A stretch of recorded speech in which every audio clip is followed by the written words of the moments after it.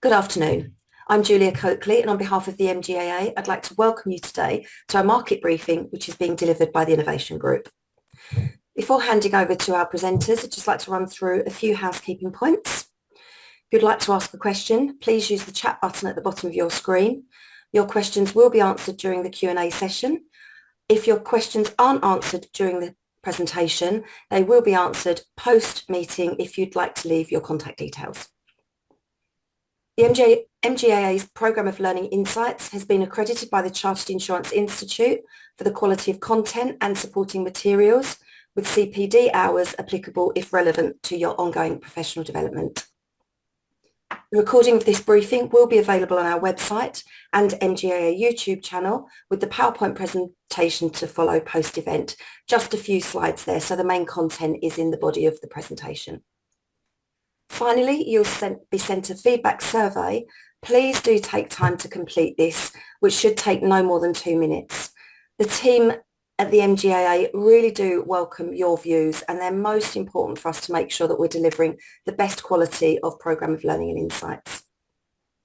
So today's briefing, Attracting, Retaining and Developing Talent in 2024, is being delivered by Gary de Groot, Growth Director, Peter Shortland, Business Services Director, Jessica Power, Talent Acquisition Partner, and Tim Monaghan, Talent Development Manager. So before we start, I would just like to cover our learning objectives. So at the end of this session, delegates will be able to describe how to turn the talent of today into leaders of tomorrow, explain what it is that younger generation are really looking for in a role, and summarise the issues that we face in the insurance market when it comes to attracting and retaining talent. So Gary, if I can hand over to you. Thanks, Julia, and good afternoon, everybody. Thanks for joining us. Before we crack into this, we'll just do some quick introductions.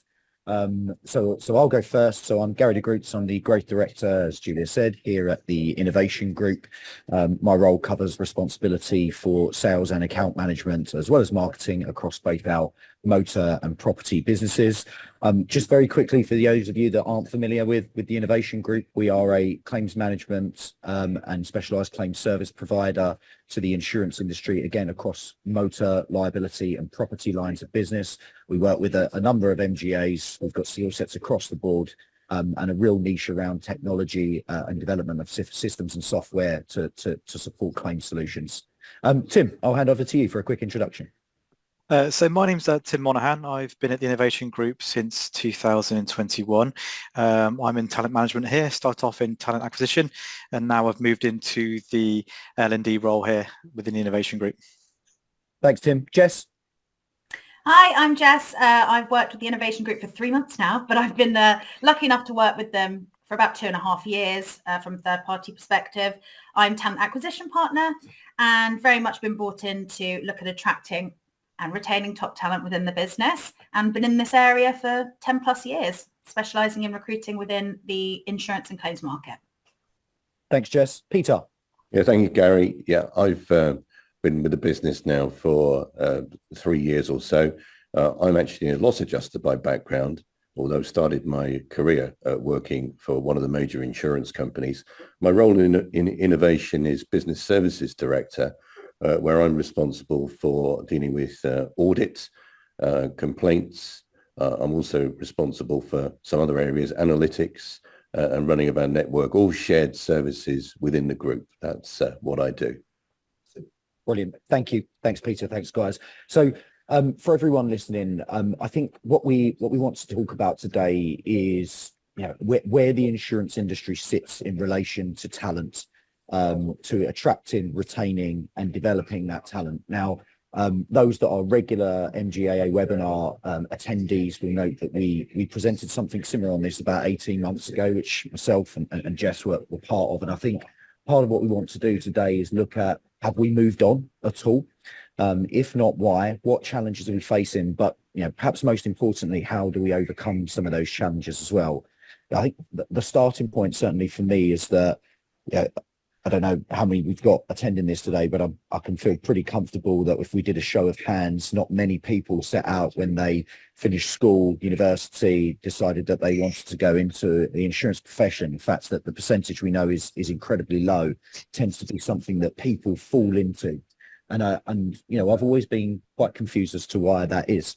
You know, insurance is a reasonably well-paying industry. It has a wealth of different roles across broking and underwriting. There's actuarial science, there's MI and development, there's tech systems, there's finance. So it offers something for pretty much everyone. And yet, for some reason, we are seen as a very unattractive, stuffy, boring profession to go and work in. And we have a PR problem. And I think that's something that we want to cover and discuss today. So we're going to have a roundtable discussion. We've got some of the experts on there. You know, it is worth saying that we are a claims provider. So some of the insights that we'll give are more from a claims perspective than they are from an underwriting or broking perspective. But I do genuinely believe that there's absolute commonality between some of the reasons that we struggle to get people in, some of the reasons that we're unable to retain and develop some of the talent that we've got as well. So first question, going to come to you first, Jess, if that's okay. Do you believe that we have an issue in insurance and claims when it comes to attracting and retaining employees, and what does that issue look like for you? Yeah, 100% there is. I mean, I think one of the key things that always strikes me whenever I'm out there recruiting is the little to none of the people that I engage with actually proactively are looking at insurance jobs. I think the problem there, where that stems from, is very much that insurance tends to be bulked with financial services and banking. When we look at it across the broad range, whether it be, you know, graduate recruitment shows, whether it's exhibitions, whether it's on jobs, you know, job sites, indeed, it tends to be really all pulled into one. And I think the reality is, if you're going to start, they're incomparable in my personal opinion. I don't think that I mean, I understand that they cross over in some ways, but the reality is they're two very different areas of the market. And I think that that's one of the key issues, is that it's put in with banking. It's put in with, you know, probably what younger generations would look at, more kind of a sexy kind of job, higher paid, whereas insurance tends to be looked upon as slightly outdated, slightly old, maybe a bit kind of behind the curve when it comes to things like that, because it's compared once again to more higher tech investment banking type positions. And also salary, you know, that's reflected as well, that they compare it. And I think that it's probably a self-marketing issue from the insurers. First and foremost, there needs to be more done to segment from that area, and also to promote their brand and get their brand out there, as separate to financial services, a bulk, I would say. And one of the things as well, I know people tend to fall into insurance, but I think that it's not necessarily commonly known. Lots of people will associate Lloyd's of London, for example, with insurance. So it's, oh, well, you probably have to be city-based to be able to do those types of roles. And that's not actually the case. So there is a lot of flexibility, whether it be across the insurer, MGA, broker, or claims management space. It's not just a London-focused kind of market. It is wider. So there are opportunities out there. But I think really that they're the key issues. It's I guess people aren't proactively looking to apply in the insurance space. It's because it's very much not its own area and it's not segmented. Salaries on reflection compared to banking and investment is obviously non-comparable. And yeah, the fact that people aren't aware that it's nationwide, not just kind of London based, I think. Yeah, I think you make a really interesting point there, Jess, as well, because the UK insurance industry is seen as the best insurance industry in the world. You know, that's what people look to us for, largely driven because of Lloyd's, but not solely because of that.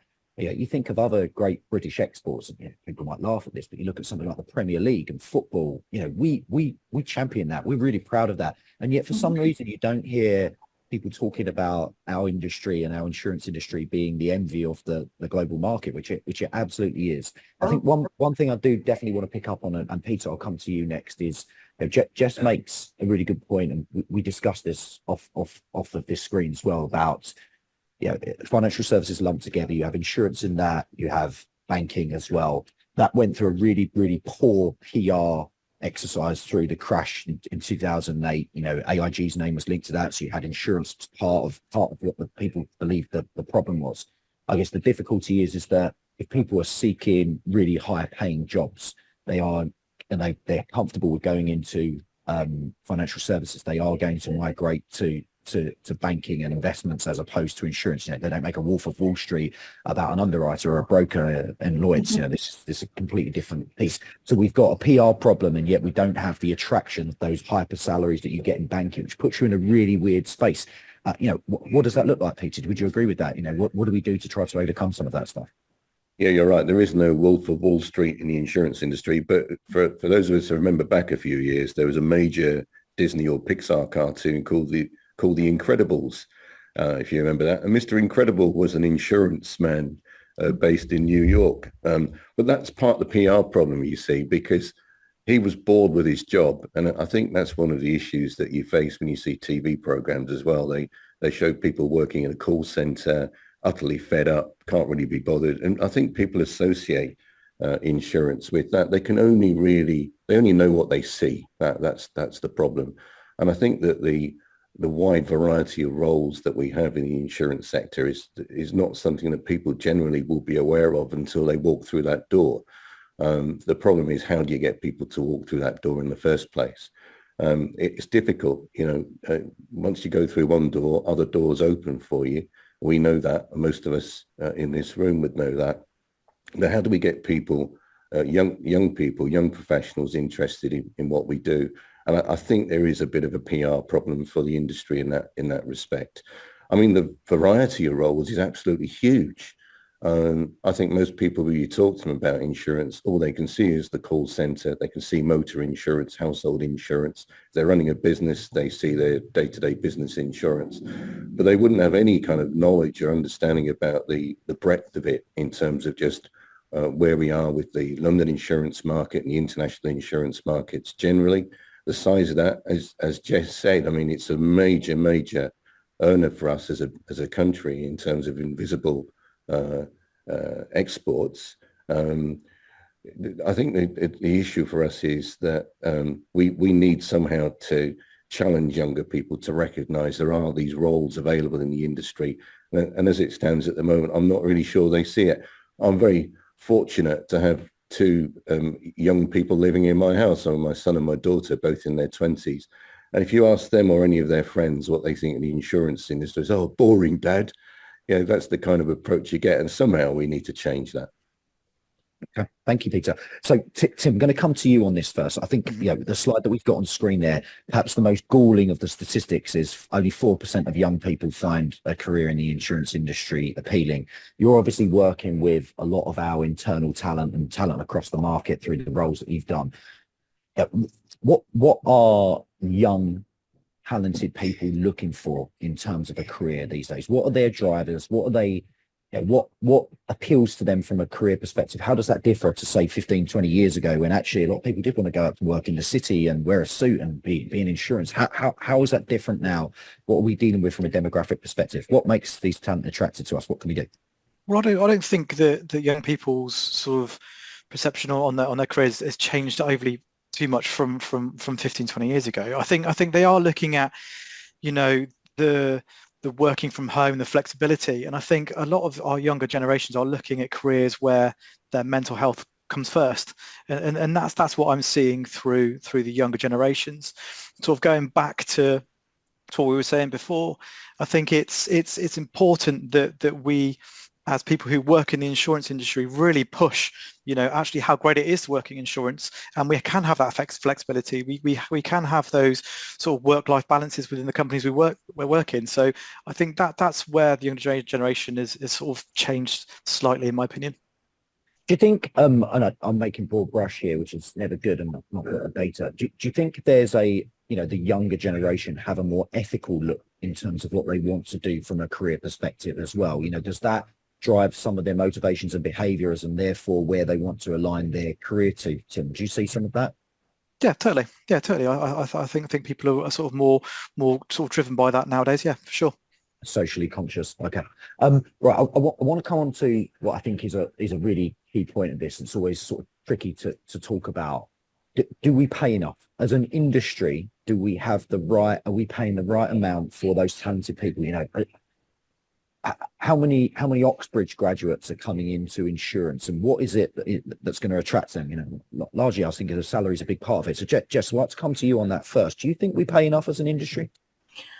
I think it depends in the different areas that you go into. I think when you start looking at, so if we're going to talk about insurance as a whole, if you're looking at London market insurance and things like that, yes, it's a very lucrative area of insurance to go into.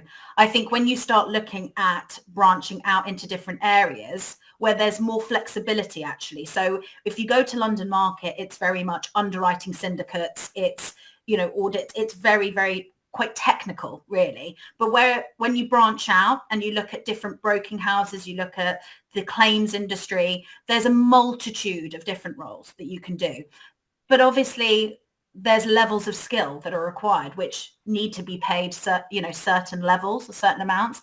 And I think at potentially certain areas, in particular with claims, no, I don't think they're paying enough to incentivize people to invest and develop in themselves.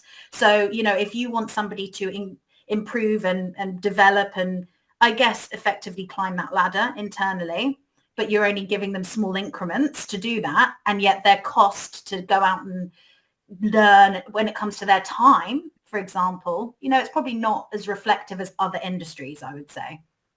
Yeah, okay. Peter, I'm going to come to you on this because I think actually what's very interesting here is that, I personally do think that our entry-level roles and our graduate placements as an industry probably don't pay enough, and that's why we lose out on particular candidates to accountancy firms, KPMG, those with great, and actually not just those, we talk about Tesco training manager schemes and stuff like that now, which would have a higher starting salary point than a lot of the graduate schemes that we offer as an insurance industry. And the sort of paradox of all of this is that what that's created is certainly in certain roles we see that, you've seen this in Peter in loss adjusting, that we haven't been able to get young talent in partly because of that. That's created a shortfall in terms of the pool of employees that we've got there, and then that's created a bit of explosion around salaries and being able to try to recruit. So being sort of cost trying to control costs too much at the bottom end has created an explosion at the top end in terms of salaries and the ability to backfill some of those roles. Yeah, Gary, that's absolutely a problem. So before taking on the business services role here at Innovation, I was running the loss adjusting division, and I can say that really is an issue. Of course, we've got to cut our cloth. We work in a service industry. We earn fees for delivering service to our clients. The clients in turn are under pressure because they're under pressure on premiums. And we know that claims costs are escalating. We know that. So there's pressure on our principals. We know that is a problem. Of course, that's reflective in what they're able to pay in terms of services. We have to be really cognizant of that. But the difficulty we have, certainly when you're looking at what I regard as being some of the more technical roles in our business, it's really, really hard to attract talent. I'm sure there are people in this room now would know that you want to recruit a loss adjuster in the southeast now, you're looking at a significant premium to try and bring people on board. And that may not even be people who are CILA qualified. It could be, adjusters who can do the job. They've been doing it 20 years or so, but the kind of salaries they're demanding, the issue we would have is, could we ever really make a profit in terms of what we're able to give them work-wise? So it's always an issue. So for us, we've got to have a balance really of having those highly technical people, but really growing our own. That's where we've got to be looking going forwards. Yeah, absolutely. I want to come back to talked about this to Tim. Jess, I'll come to you on this. You are speaking and dealing with candidates, and you have been for years every single day. What do you think they're looking for in terms of an employer now? We talked about the pay piece, and I think we have to concede that obviously that's a huge driver for people, and there's nothing wrong with that. Sort of outside of that, speaking to younger people, what do they want from an employer now?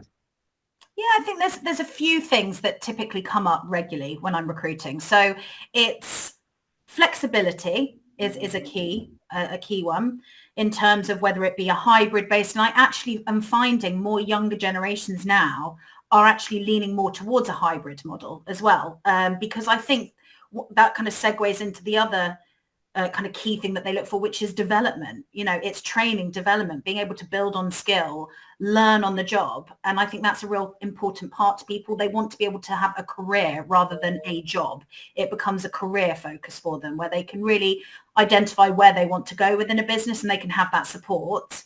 I think as well, it's about companies putting employees kind of first, looking at them, helping them to develop their skills, mental health aware, things like that is becoming very prevalent. And obviously money is such a key driver. Understandably, I would say they would be the kind of the key elements: development, flexibility, and money.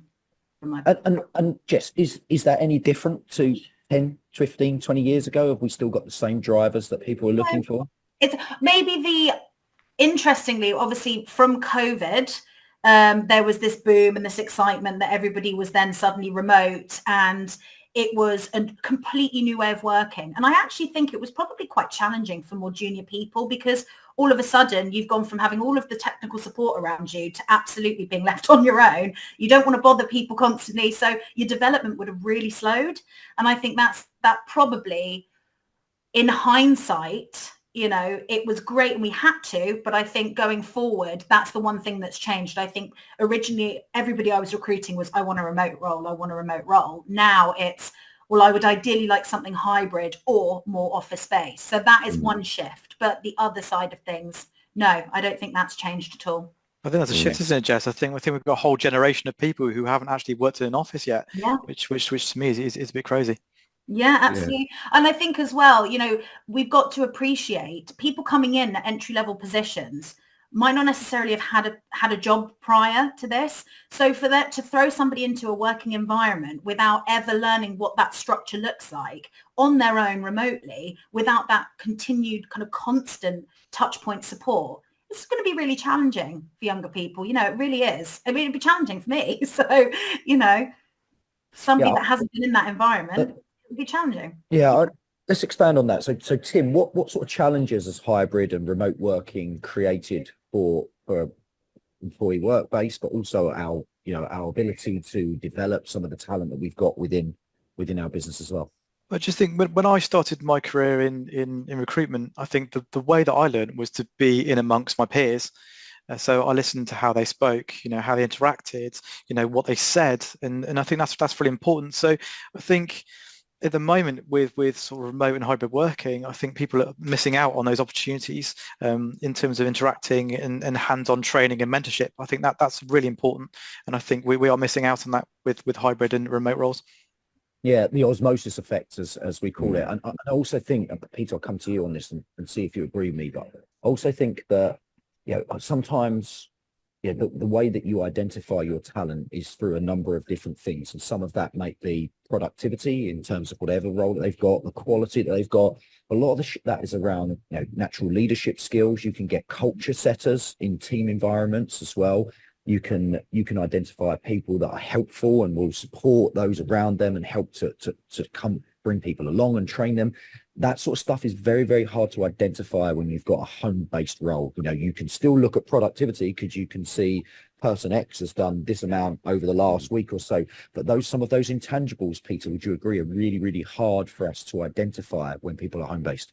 Yeah, Gary, I think we've all come a long way in the last 4 years on this whole hybrid situation. So if I go back to 2020, when we were all working at home, and some of us weren't even really set up, ready to work from home at that point. We had to buy kit and computers and all the rest of it to get ourselves all set up so we could do it. But, you know, I look back then and talking to some of the Lloyd's underwriters that I was in discussions with at the time, they would say to me, you know, we think this is absolutely brilliant, because now what we can do, rather than having somebody that's commuting distance from London, we can employ somebody that's in Durham, for example. You know, we can just genuinely employ the best people. We've moved on now from that. When I came to innovation, I inherited a team, and there was one person in that team who'd never, ever face-to-face met anybody in the company. Everything had been done through a screen. And I think now we're seeing some of the issues, aren't we? We're seeing this whole question of remote working, mental health being a problem, as you say, the water cooler discussions.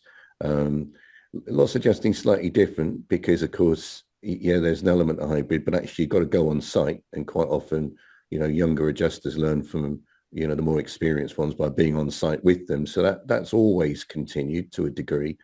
One of the issues that we've also seen, though, is this issue around the hours. And I think that is a problem for businesses now, because it's not just the hybrid element.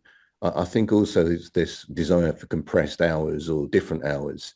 And when you're in the service sector, like we are, you've got to provide coverage. And if everybody said, well, I want a Friday off, but I'll work the rest of the week in 4 days, obviously that's going to create a problem. And I think we have, as a business and probably as an industry, we are facing that issue now.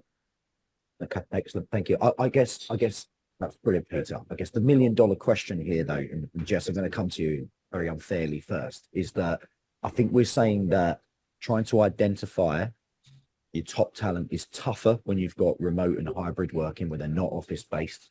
Trying to get that progression, the water cooler chat, the osmosis effect is much tougher when people are home based. But we want to attract great talent, and actually remote and hybrid working is an attractive element to younger people. So how do we, it's a really tough question to answer. How do we get the balance right between, we're saying that this is absolutely the right thing for our workforce. We need this to get these leaders of tomorrow. We need an office space to learn off the people that they're working with. But also we don't want to lose out on top talent to other jobs because we're not offering some of the solutions that they think are really important to them at the moment. Absolutely. I think it can be done on a case-by-case basis as well. So we can't just blanket it because, if you've got somebody that's got a particular skill set that we require, we're ready to invest and develop with that individual, then if we really want them, but they live nowhere near an office, we have to compromise. But I think the key things to address is to ensure that the people feel like they're supported. So if they feel like they can pick up the phone, ask that question, feel like they get that support going forward, that's going to help. So that will help to identify the people that are, and at the end of the day, look, everybody makes mistakes. That's how we learn. So I think it's a case of making sure people feel supported. If they make that mistake, address it, help them understand where they've gone wrong, and help show them what to do. So it's regular touch points with managers. I think you need real leaders in the business that are people leaders that can give that support to people, make them feel like they've got that kind of, I guess, not just by their line manager, but by their team as well, trying to encourage more interaction with the team if they are remote based, because mental health wise as well, I think if you're on your own, some younger people might be their first flat that they're renting on their own. They're not living with their mum and dad anymore. They don't have that social interaction, but by having it through a team or your manager, it helps. So I think that's the key thing. It's making sure that they feel supported and having good leaders that can help to identify, look, you're really strong in this area. This is an area that we could have you considered going into this, so we can develop their careers through understanding. Yeah, that makes sense. So thanks, Jess. That was great. Tim, for you on this one. So I always think one of the best things about the insurance industry is just the vast array of jobs that sit within that. We talk about broking and underwriting and claims handling. Claims handling will go from technical expertise to first line FNOL handlers as well. We have, accountants all over the industry. We have actuaries that work for some of the larger organizations. We have data scientists and BI and business intelligence people. We have tech developers, all that sort of stuff. Do you feel like we do a pretty bad job of marketing just how varied the array of roles within this industry are? Yes. Yes. Short and sweet, isn't it? Yeah, I do. I think we were talking about at the beginning, weren't we, that we don't really shout enough about what we do in terms of the availability of jobs we have. So a good question. What do we do to try and promote that? I think we as an industry need to do more. I've gone to local universities, and I've been next to jobs fairs where I've been sat next to F1 teams, and I'm sat here on a stall with no one coming to me because we're not seen as that sexy employer. So we do need to go out there and actually advertise better of what we can provide, people coming into the industry, because it is a good industry to be in. I like I say, I love being in insurance. So yeah, we do need to do better. How do we do this? A question for everyone, because I think there's a complete agreement. I'm sure everyone listening to this has complete agreement that we could market ourselves better. We need better PR as an industry. And in fact, insurance provides an invaluable service to everyone across the country. You don't need it. You moan about the rate increase. I'm sure, like you guys, I get a text every month from someone saying my motor premium's gone up. I've not had a claim in 3 years. Why is it going up? You get those questions, but ultimately we're providing a really important service. How do we improve the PR? How do we get people to understand that this is a great industry to work? Peter, any thoughts? I know it's not easy to answer that one.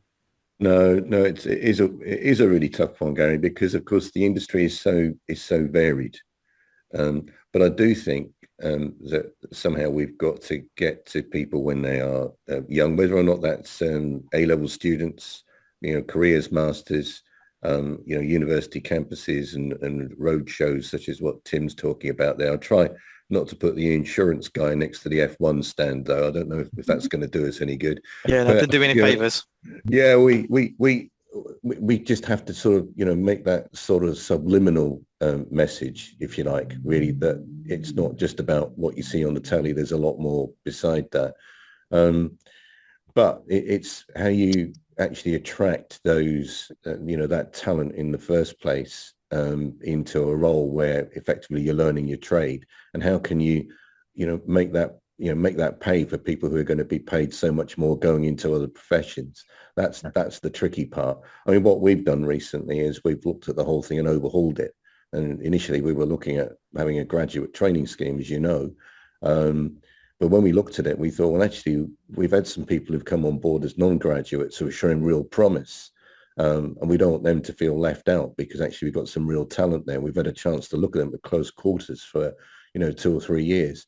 So we've actually now looking at a scheme which is for everybody, not just graduates. So we're recognizing that we've got some, good talent coming through who just don't have a degree. We've managed to get them in perhaps on, standard, lower, perhaps you might say, salaries, but we'll fast track people if we think they've got potential. And ultimately, we have to recognize also that insurance is it's not a one cap fits all. We've got a lot of secondary careers in the insurance industry, as you've touched on it. We've got surveyors, we've got accountants, we've got actuaries, we've got a whole bunch of people there who actually could take those transferable skills and work in a whole host of different industries. So we've got to be conscious it's a big ecosystem there. But for us, where we sit, it is a tough one. How do we get that traction with younger people? I think it's all about messaging and trying to get a message out when they're looking around. So if it doesn't work the first time, it's still in their mind later on.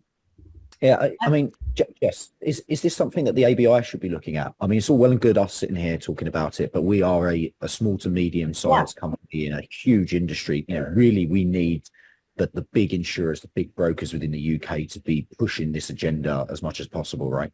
100%.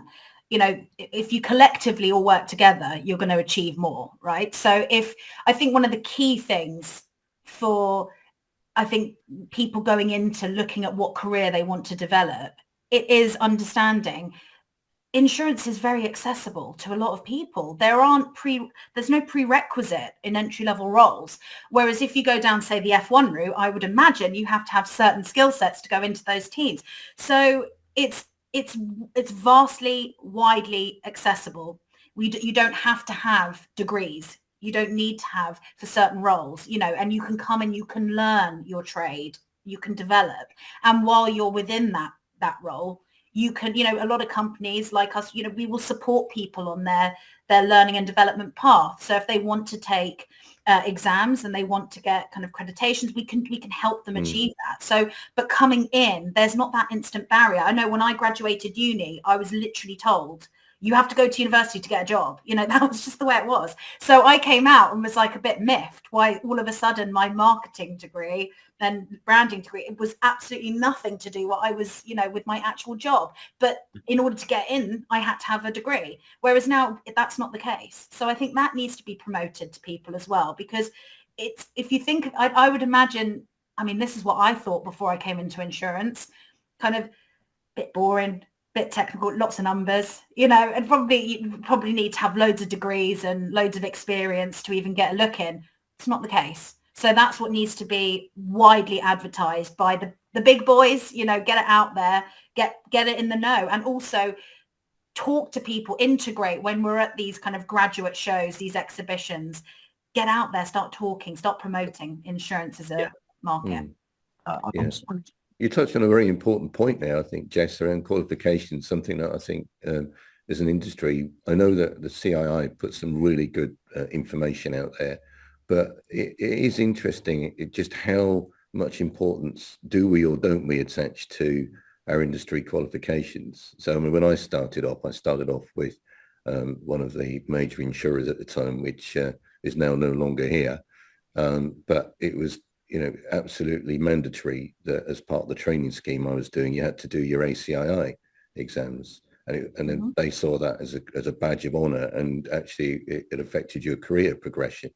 I'm not so sure how much importance we attach those exams. I think that they are important for the development of the individual, but how well do we recognize those exams as an industry? And I think about comparable, you know, industries and professions out there. So if, you know, no one's ever going to have a chartered accountant, you know, a firm of chartered accountants doing their accounts unless that person's got some letters after their name. You know, you're not going to have a surveyor signing off on a building unless that person's qualified. And I just feel somehow we want people to do the exams and we regard it as important, but we don't quite often structure that in terms of how we value those people as an industry. Perhaps I see the same thing in loss adjusting. Going back many years, it used to be de rigueur that you had to be CILA qualified if you wanted to progress in a chartered loss adjuster. I think now that's really very different.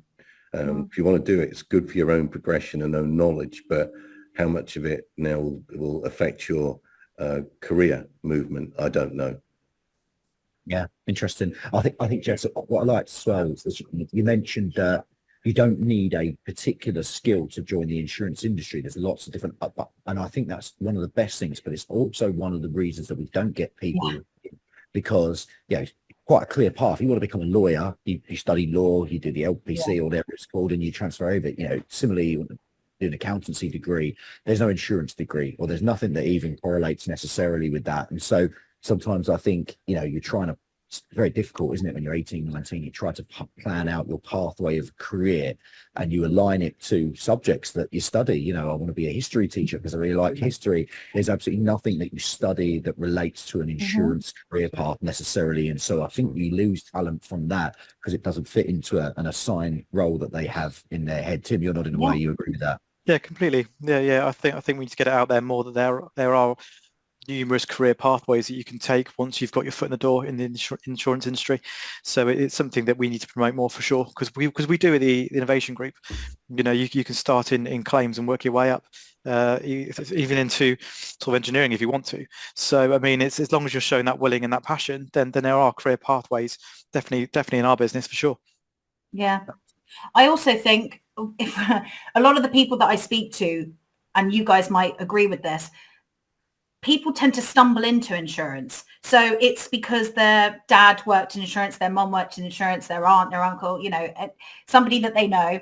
And it tends to be that way that people get into it because of this very reason. It's not marketed enough. It's not spoken about enough. And I think there is this massively outdated view and outlook on the insurance market where it's just everybody kind of conjures up a picture in their mind of, you know, what that looks like. And actually the reality is so different. It's very diverse.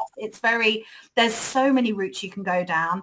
There's great opportunities to become very skilled in certain areas if that's what drives you, if that's what's, you know, you're passionate about. There's just so many options, and sometimes that can be quite daunting and overwhelming, especially at such a young age. I don't know, I can't speak for everybody, but I had no idea what I wanted to do. You know, when I was younger, I had absolutely no idea. And I think that's what the majority of people feel. You know, young people shouldn't have to have their lives mapped out for them. But no. I think it's a case of if this is interesting, if there's an opportunity and it's diverse enough that you can go into a business and there's so many options, you don't have to make your mind up early. You can come in and develop. So that's I think that's a huge selling point for young people coming in. I think as well, one thing that probably we should talk about more, is it's a very social industry, insurance as well. I mean, Peter, as you said, you've been a loss adjuster, you've run a loss adjusting business, you've been London market based. You've done a fair share of socializing during the course of your career, which is a real attraction to younger people. But it's not actually something we mention. We talk about perception. I think most people think insurance is pen pushing, really. You're sitting behind a desk, writing papers and pen pushing. I know certainly when if I'm at a barbecue with my wife's friends and they say, "Oh, what do you do for a living?" And I say, "Oh, I work in a sales director for an insurance firm." I think they think I'm going around knocking on doors trying to sell policies to grannies and that don't really want it. And they're selling them. They've got a completely miffed view of it. And actually, I think perhaps that social side is something that we can use as a real selling point because people love to socialize. Most people love to socialize, right? Peter, would you agree? Yeah, no, that's right, Gary. And again, I mean, just take your role for example. I mean, you are seeing clients all the time. Clients like to socialize. They like to get to know the people they're doing business with. In fact, whether it's internal socialization or whether it's external, and then it's not always clients. It could be a whole bunch of other service providers that you work with. Where you've got to spend time with them. No, it is. It's not an insular role, that's for sure. And I suppose it takes us a little bit back to what we were saying earlier about the office versus home. The office provides a social environment as well. I think it's worth just sort of saying actually that one of the problems we've faced is that a lot of people close their offices after 2020. And I think they thought, well, hey, we can all work from home now. We can save those costs. I think we're seeing an about turn on that now. Sure. I mean, let's face it. We are one of those businesses, aren't we? We've just opened up a new office. So I think we realise that it's something we've got to do, and we're expecting people to be in that office once we've put the finishing touches to it. And there will be general socialization there. But yeah, it's cross internally, externally, clients, other service providers, people you come into contact with. There's no question about it. It's not a business where really you can be lonely if you don't want to be. Yeah, absolutely. Thank you, Peter. Just going to come to you first on this one, if I may. So, in terms of nuts and bolts, and obviously we're looking at this from a claims perspective, where are you struggling to place people? Are there particular jobs that you're finding it's harder to recruit for because we've got a shortage in that area than there are in other places potentially? Oh, definitely. Yeah. So when we start looking at, in particular, obviously, if we focus on claims, because that's where I'm recruiting at the moment, when we're looking at slightly more developed middle tier type roles where it's the loss adjusting, the surveying, there's such a shortage of individuals in particular in certain regions, which becomes very challenging because, as Peter just mentioned, they have to go on site. So they need to be within that region. And we don't want people traveling for 3 hours. It's a waste of everyone's time. So we've got to have them relatively local to areas. And that's a real challenge at the moment. And that's occurred because of a industry-wide lack of investment in developing individuals. But that was purely because multiple surge events, higher demand from insurers. There's a reason for it. But the reality is that has slipped. So therefore, there's not enough talent coming through. But one thing I would say, if anybody's interested in getting into that area, is that actually what's really positive now is businesses are more flexible around that. They're looking at people with a couple of years experience with that motivation, that drive, that want to learn and develop. So there are avenues, there are routes. That's that. And I think over time that will completely and utterly close that gap, but it's just kind of taken a while. So I'd say that's a real area of struggle.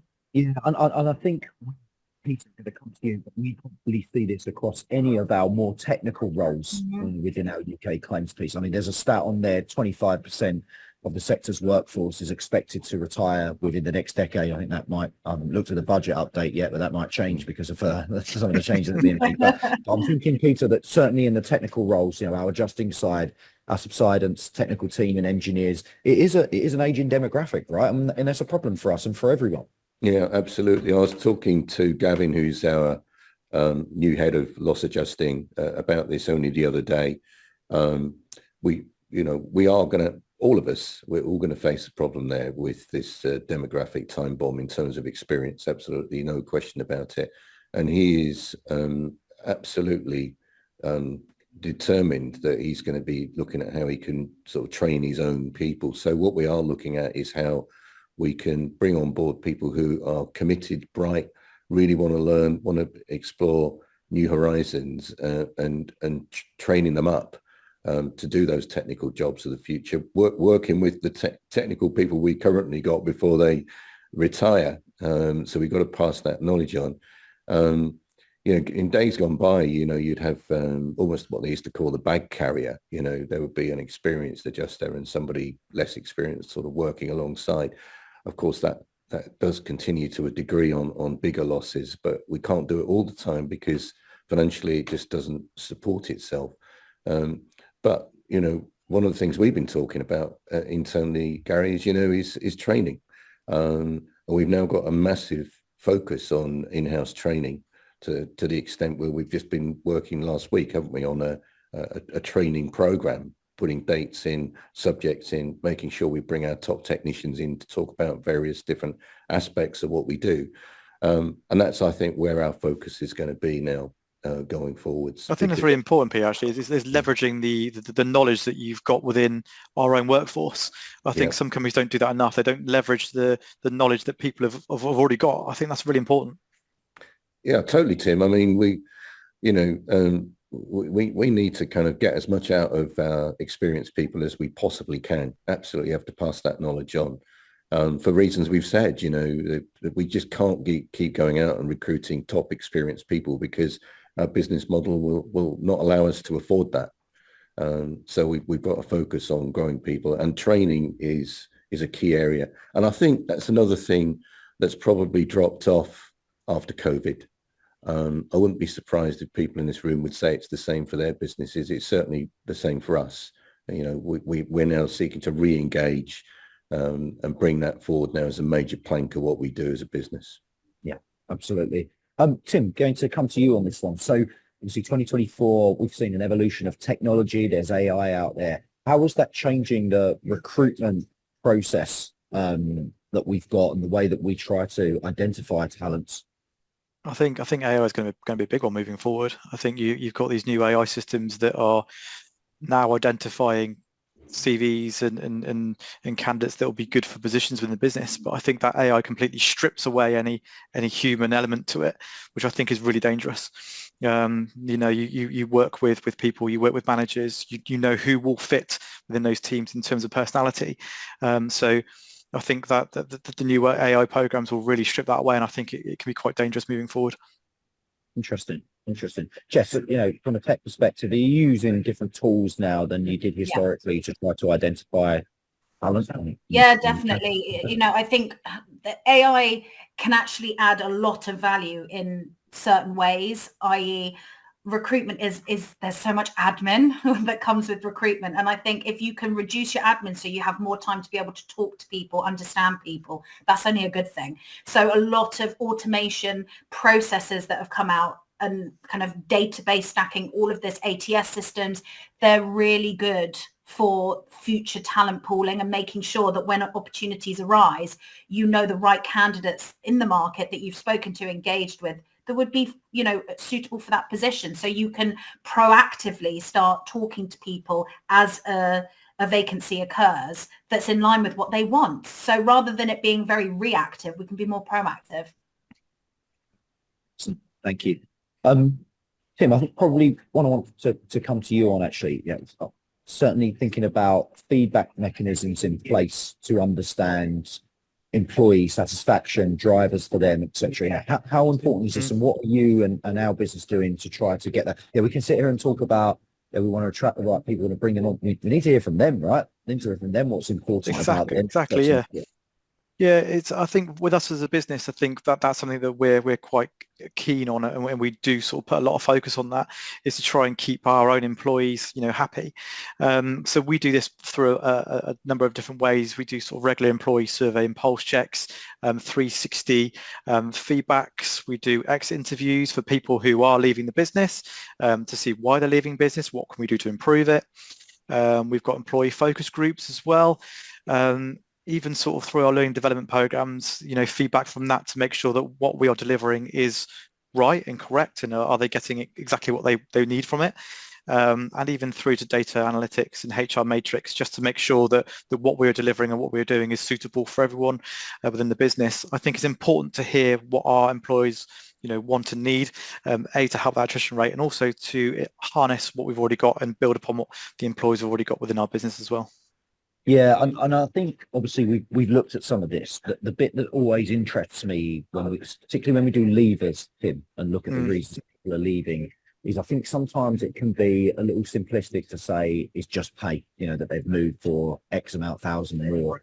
I think a lot of the time when we get that feedback, it's quite interesting. It's about a pathway for progression. They need to see, I think sometimes people are willing to stay.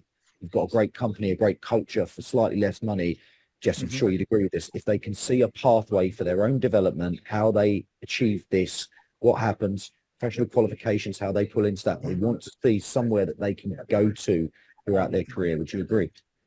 Absolutely, I would agree. Yeah, that's a big driver for people, especially if you don't know what you want to do, but you want to know that you've got something long term rather than it being a succession of short stints somewhere. You want to go in, you want to develop, you want to become master of your craft, go wherever you want to go. But the companies need to very much invest in that and make sure that there is long-term opportunity for people internally. Before we come back to Julia and close up, we did talk about this beforehand, but one wish, and I'm going to chip in on this as well, one wish from all of you. So we talked about how we attract, retain, develop these. If you could change one thing, if you could make one wish, what would it be? Peter, let's go to you first.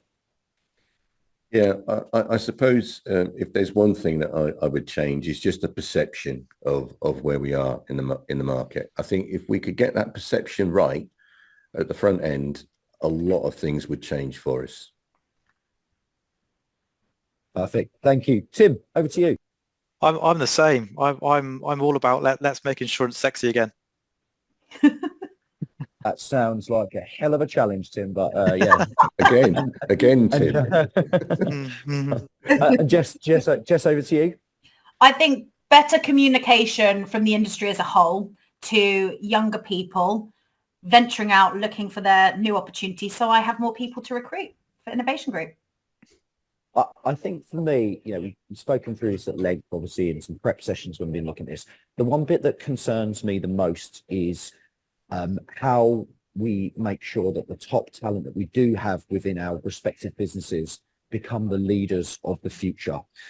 We spoke about hybrid working, we spoke about remote working, we spoke about, are we now reviewing the quality of our employees on quite a binary basis of what we see from a spreadsheet that tells us they're doing this well, they're doing that poorly. And my real worry is that, the next Peter Shortland is, instead of taking the career path that you did, Peter, is sitting at home as a 20-year-old, potentially working from his mum and dad's dining table, struggling to balance that off. And every business doesn't necessarily have the means to identify that is someone that we absolutely need to invest in. We need to train, we need to give the right career pathway, we need to show them how they're going to become, the owner of a loss adjusting business, the managing director of a loss, whatever it might be in that particular role. And that's the bit that really concerns me and makes me think. And I think, for us as Innovation Group, for every business that's listening to this, make sure that you've got the right tools and mechanisms in place to be able to identify your talent and give them a career pathway to becoming the leaders of the future. Yeah.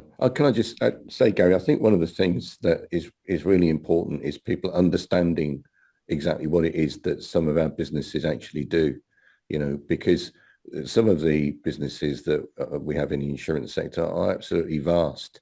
and people joining might not necessarily know that there's a role out there for them that they could aspire to if they just don't know what's going on. And I think perhaps greater awareness of what's on offer, both internally and externally, is what's going to achieve that.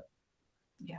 Absolutely. Okay, so Julia, I'm going to hand back to you. I just want to say thank you to everyone. If you do have any questions, then either through Julia or directly, please feel free to come back to us. And if anyone is interested in any more information around Innovation Group, get in touch quickly before all of our adjusters retire in the next 10 years, right?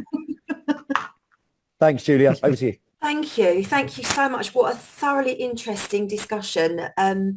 It's a topic close to my heart, and I think as in my from my perspective, getting to the back end of my career, so to speak, same as you, Gary, you kind of want to retain the existing talent, but you also, you want to encourage those emerging talent. And it would be remiss of me if I didn't actually plug our MGAA Next Gen group, who've just delivered their their second cohort of mentoring partnerships. Because personally, again, I think that, all of the knowledge, wherever all of us are in our careers, all of our knowledge, it's so important to pay it forward. And, why let someone who's up and coming struggle with certain challenges that we've been there, done that, and we can tell them another way to approach it. So, really interesting conversation. So really appreciate that. Hopefully our delegates have, from our learning objectives today, picked up a way to describe how to turn the talent of today into leaders of tomorrow, explain what it is the younger generation are really looking for in a role, and be able to summarise the issues that we face in the insurance market when it comes to attracting and retaining staff. So I'm conscious of time, so really it just leaves me to say thank you ever so much to the Innovation Group and to Gary, Tim, Peter and Jessica. So really interesting conversation. So we really appreciate you taking your own time today to talk to our members. And to our delegates, again, thank you for joining. Please, again, do remember to send your feedback to the MGA executive team. We really do appreciate your views on what we're delivering and the content. So we appreciate ideas of what you want to see in our programme of learning and insights. So have a great afternoon. Thanks again, Innovation Group. And thanks very much. Have a good afternoon.